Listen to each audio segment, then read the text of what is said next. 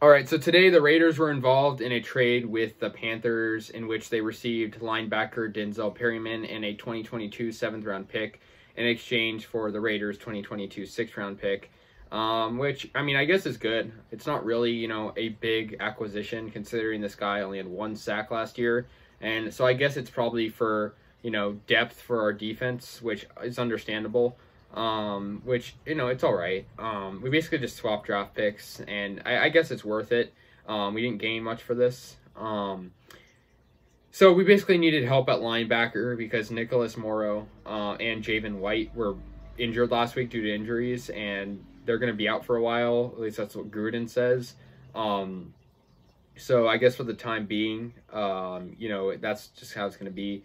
Nick Kwiatkowski has been sidelined for the time being, and he's also a middle linebacker type player. So, it's just kind of the next guy up kind of thing. And so it looks like the Raiders are going to kind of be relying on youth and now Perryman, like Divine Diablo, and Tanner Muse, stuff like that. And Perryman, will kind of work his way in there.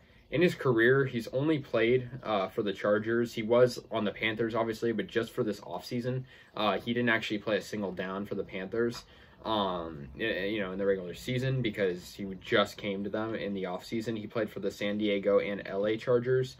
So, that's kind of an interesting thing. And obviously, with the Panthers, I guess they were kind of just using him as a trade asset, which is understandable. He had a hip flexor problem, which cost him a lot of time in camp, and I guess the Panthers saw that. And, that was he was kind of out for 2 days. And a teammate stepped on his foot in practice. He was a productive player in his first 6 years with the Chargers. He was a pretty hot commodity for when he came to the Panthers. But he only has 5 sacks in his career. He really doesn't spend too much time on the field, all too much, which is an issue. His best season was his rookie season and his season after his rookie season. He had 2 sacks in each of those years, but he didn't record a sack in 2017, 18, or 19. He did get a sack in 2020. So I guess that's interesting. 13 games last year, so, notable most of the season.